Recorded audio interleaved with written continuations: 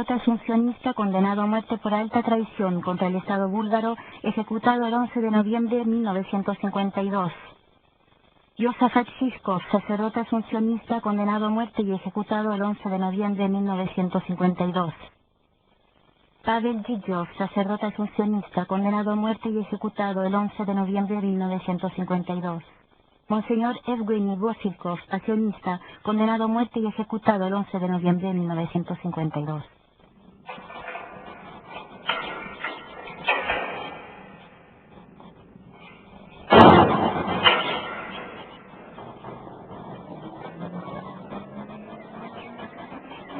De todos los países satélites de la antigua Unión Soviética, Bulgaria fue siempre una de las naciones más cercanas y a la vez más dependientes de Rusia, tanto a través de la historia como en su economía y su cultura. Ya en el siglo IX, los santos Cirilo y Metodio sirvieron al Imperio bizantino, dotaron a la Europa oriental de un alfabeto capaz de expresar las particularidades de la lengua eslava. Desde su proclamación como República Popular, al término de la Segunda Guerra Mundial, Bulgaria se vio atrapada en la órbita de Moscú. La mayoría de los cuadros dirigentes del nuevo poder comunista, formados en la Unión Soviética, se distinguieron por una persecución religiosa particularmente feroz.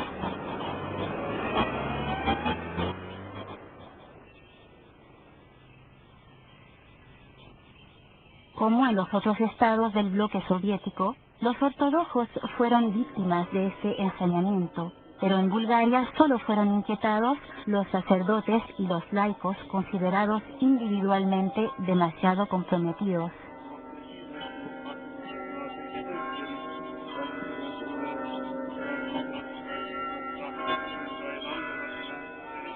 Contrariamente a la Iglesia ortodoxa, la Iglesia católica fue golpeada globalmente como institución tanto en su componente latino como en el rito oriental llamado a veces uniata. Para el poder era fácil oponer una Iglesia ortodoxa nacional a las iglesias católicas o protestantes más independientes y menos maleables, acusadas además entonces de estar a sueldo del capitalismo y de las potencias occidentales. La pequeña comunidad católica, que apenas representaba un 1% de la población frente al 80% de ortodoxos, pronto se convirtió en blanco privilegiado que había que abatir. La congregación de los asuncionistas se vio singularmente alcanzada a pesar de su profundo enraizamiento en tierras búlgaras. Fundada a mediados del siglo XIX, la congregación, que es conocida en Francia sobre todo por las numerosas publicaciones que ha creado, se interesó desde muy pronto por el apostolado en los países del este. El primer asuncionista venido a Bulgaria fue el padre Galabert en 1863. Tanto los de rito latino como los que adaptaron el rito oriental, los asuncionistas, en colaboración con las hermanas oblatas de la Asunción, tuvieron una permanente preocupación por mantener la unidad entre el conjunto de los cristianos y la voluntad de servir a la nación que les había acogido. A partir de 1948, la represión obligó a los religiosos y religiosas extranjeros residentes en Bulgaria a abandonar el país.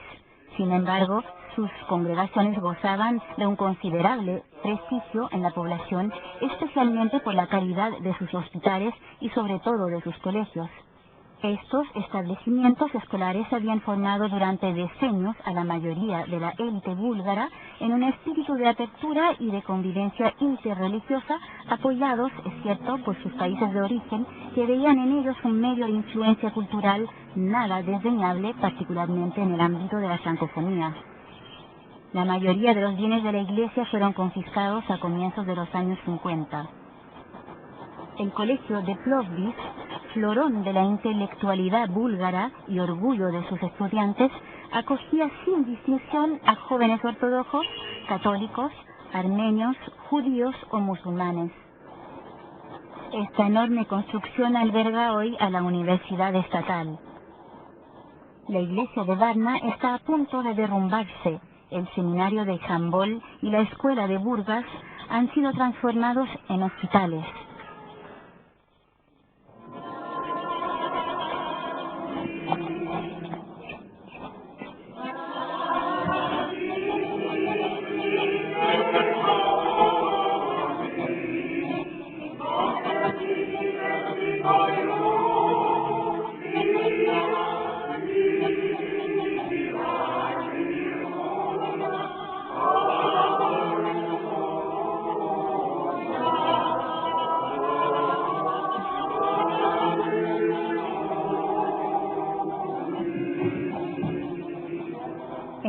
1952, sacerdotes y religiosas católicos de nacionalidad búlgara se ven a su vez perseguidos por el poder comunista.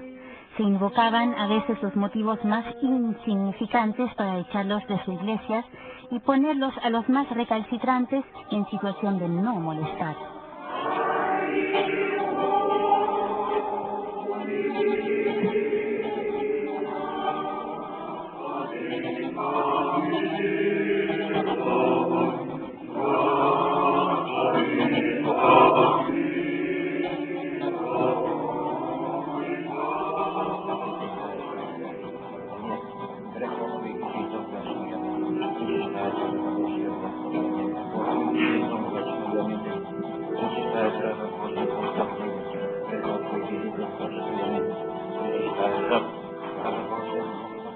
Más de 40 sacerdotes y religiosas fueron encarcelados o deportados durante años.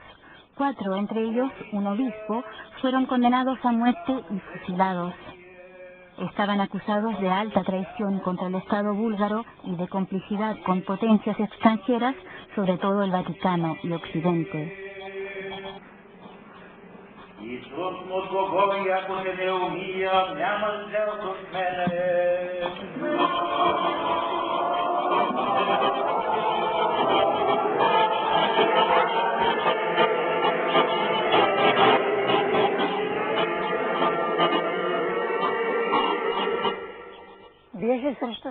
La víspera de San Pedro, vinieron los 3 comunistas más influyentes del pueblo.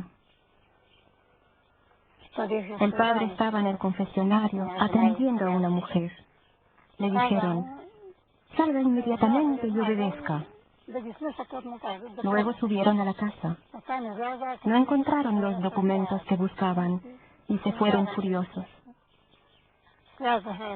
Obligaron al padre a subir a un automóvil sin dejarle despedirse de nosotros.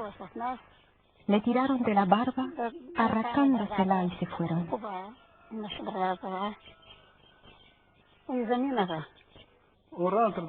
Entramos en la salita y nuevamente le ofrezco sillas para sentarse.